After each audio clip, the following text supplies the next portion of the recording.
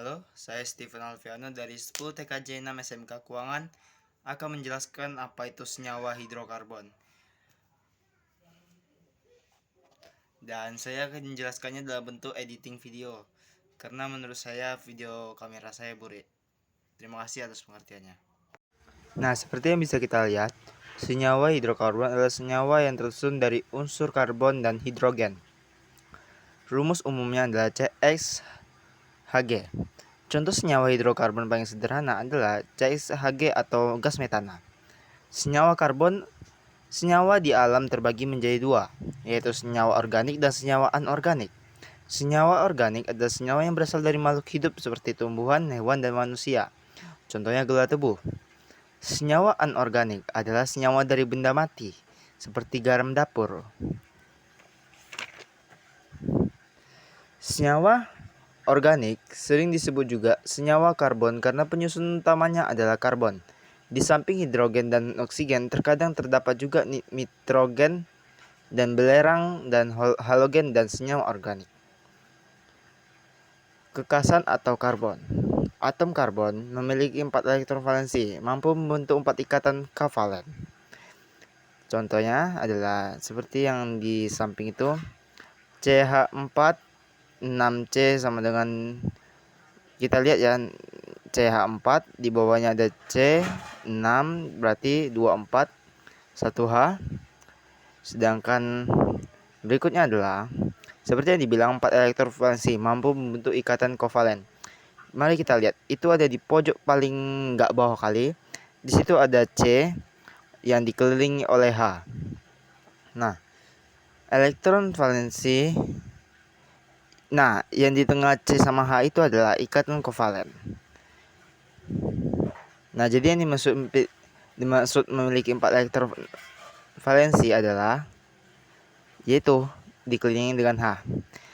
Nah, yang kedua, jari-jari atom unsur karbon relatif kecil atau ikatan kovalen yang terbentuk relatif kuat dan dapat membentuk ikatan rangkap dua.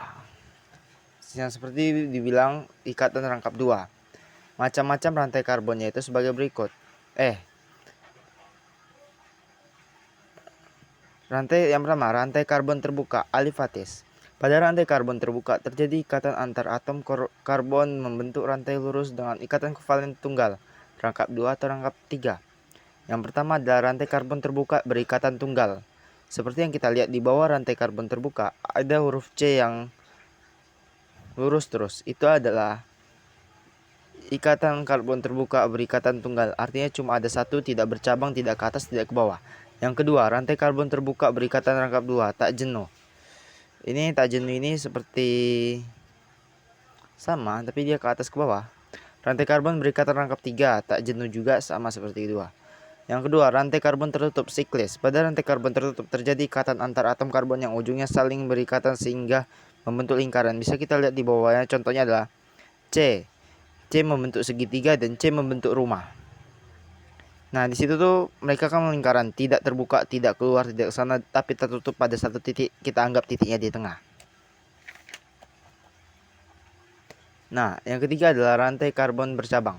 Seperti namanya, rantai karbon bercabang terdapat cabang atom C lainnya yang tidak letaknya bukan di ujung. Bisa kita lihat tuh rantainya di atas, ke bawah, ke samping, kemanapun ya, pokoknya dia bercabang. Kedudukan atom karbon. Dalam suatu rantai karbon ditentukan oleh kemampuan atom karbon dalam mengikat atom karbon lainnya. Ada 4 macam kedudukan atom C, yaitu sebagai berikut.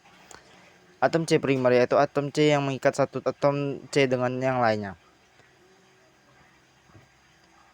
Atom C sekunder sama, tapi dia mengikat 2 atom C lain.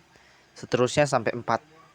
Bisa kita lihat yang ketiga itu tersier, berarti mengikat 3 atom C lainnya.